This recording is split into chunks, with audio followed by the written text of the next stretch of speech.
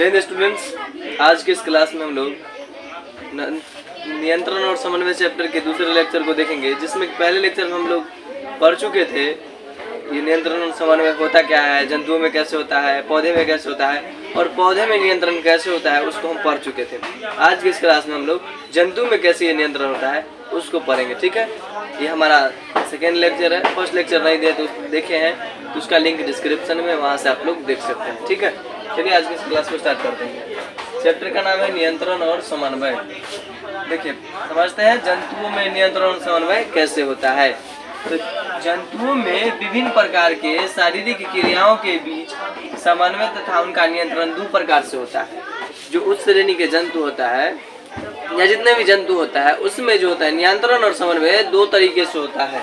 ठीक है, समन्वय विभिन्न क्रियाओं, शरीर के जैविक क्रियाओं के बीच समन्वय तथा उनका नियंत्रण दो प्रकार से होता है, आपको याद रखना है। पहला है तंत्रिकीय नियंत्रण और दूसरा है रासायनिक नियंत्रण एवं समन्वय। समझते हैं तंत्रिकीय नियंत्रण एवं समन्वय होता क्या है। तो यह तंत्रिकाओं के द्वारा होता है। किसके द्वारा होता है? जो तंत्रिकीय नियंत्रण होता है तंत्रिकाओं के द्वारा होता है। तंत्रिका क्या होता है? जो नसें होता है उसको ही तंत्रिकाएं बोलते हैं। ठीक है, तो तंत्रिकाएं के द्वारा होता है। उच्च श्रेणी के जंतुओं में ऐसी तंत्रिकाएं मिलकर एक तंत्र का निर्माण करती है, जिसे तंत्रिका तंत्र कहते हैं। क्या कहते हैं? तंत्रिका तंत्र कहते हैं। उच्च श्रेणी के जंतुओं में जो रचनाएं मिलकर के बनाती है। अब आगे समझिएगा रासायनिक नियंत्रण और समन्वय क्या है। तो शारीरिक क्रियाओं के नियंत्रण और समन्वय में प्रयुक्त रसायन हार्मोन्स कहलाते हैं, जो अंतःस्रावी ग्रंथियों द्वारा स्रावित होता है। ये अंतःस्रावी तंत्र कहलाते हैं। देखिए, ध्यान से समझिएगा। रासायनिक नियंत्रण और समन्वय जो होता है शारीरिक क्रियाकलापों के नियंत्रण और समन्वय में प्रयुक्त रसायन हार्मोन्स के द्वारा होता है। उसको ही क्या बोलते हैं? तंत्रिकीय नियंत्रण कहते हैं। और ये जो होता है ये अंतःस्रावी ग्रंथियों द्वारा स्रावित होता है। ये जो होता है आपका रसायन हार्मोन्स, ये कहाँ से मिलता है? तो अंतःस्रावी ग्रंथि द्वारा क्या होता है? स्रावित होता है। ये तंत्र अंतःस्रावी तंत्र कहलाता है, जहाँ से ये रसायन हार्मोन्स निकलता है। समझ में आया? तो रसायन हार्मोन्स के द्वारा जो नियंत्रण होता है उसको रासायनिक हार्मोन्स बोलते हैं या रासायनिक समन्वय नियंत्रण एवं समन्वय कहते हैं। और जो तंत्रिकाओं के द्वारा होता है उसको बोलते हैं तंत्रिका नियंत्रण एवं समन्वय कहते हैं। ठीक है, अब आगे समझिएगा। ये पौधा में नियंत्रण और समन्वय केवल रासायनिक होता है, तंत्रिकीय नहीं होता है। ठीक है, तंत्रिकीय उसमें नस जैसा कुछ होता ही नहीं है, उसमें ओनली फॉर रासायनिक होता है। आप पढ़े भी हैं जब पौधा पढ़ा रहे थे फर्स्ट लेक्चर में। ठीक है, तो इसमें पौधे में जो नियंत्रण होता है और समन्वय होता है केवल रासायनिक होता है, तंत्रिकीय नहीं होता है। अगला है तंत्रिकीय नियंत्रण और समन्वय।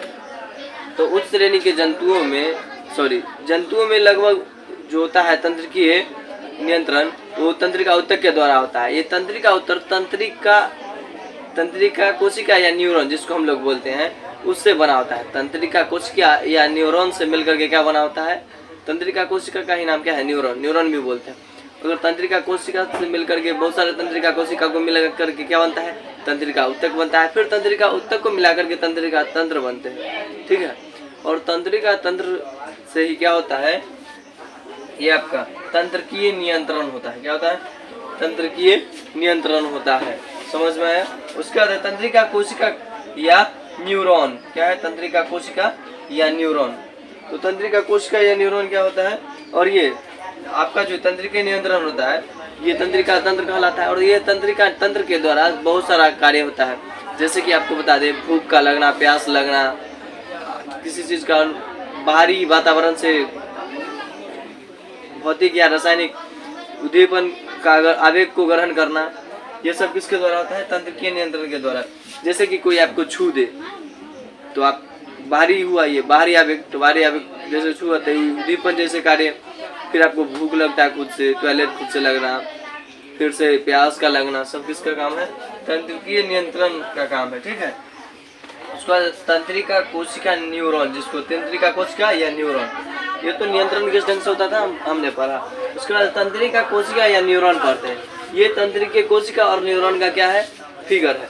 ये आपके बोर्ड के एग्जाम में कई बार पूछा गया है। जो न्यूरॉन का फिगर बनाए या तंत्रिकीय कोशिका का फिगर बनाए, तो आप लोग को इस ढंग से बनाना है। ठीक है, समझते हैं आखिर होता है क्या। ये जो आपको यह एक तंत्रिकीय कोशिका या न्यूरॉन है, यह एक तराकार रचना है।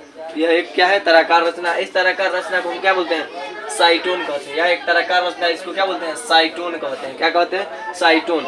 इसके बीच में कोशिका द्रव भरा होता है। इसके बीच में क्या होता है, केंद्रक होता है। इसके बीच में जो ये सब दिख रहा है कोशिका द्रव है, इसके बीच में क्या होता है, केंद्रक होता है। इसके बाहरी आवेग को ग्रहण करने के लिए डेंड्राइटस होता है।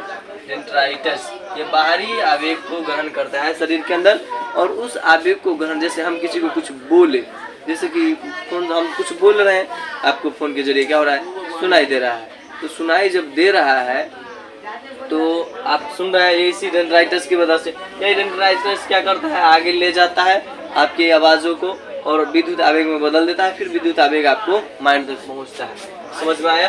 अब देखिएगा, यहाँ पर कोशिका द्रव जैसे भरा रहता है, और जो इसकी जो दीवारें हैं थोड़ा चर्बीदार होता है, जिसको एक्सॉन कहते हैं। क्या कहते हैं, एक्सॉन। और इसके ठीक किनारे से क्या निकला रहता है, छोटे छोटे कणिका होता है, जिसको श्वान कोशिका कहते हैं। क्या कहते हैं, छोटे छोटे, इसमें जो केंद्रक के रूप में पाया जाता है, इसी में चर्बीदार में, जो कि इसके किनारे से चर्बीदार के रूप में टहल रहा होता है, घूम रहा होता है, उसको श्वान कोशिका कहते हैं। क्या कहते हैं, श्वान कोशिका। ठीक, इसके आगे जाएगा तो चर्बीदार जैसी रचना नहीं, वहाँ पर घटता है, जहाँ पर दो एक्सॉन को मिलाने वाले जगहों को क्या बोलते हैं, रेनवियर का नोड्स कहते हैं। क्या कहते हैं, रेनवियर नोड्स। रेनवियर के नोड्स कहते हैं।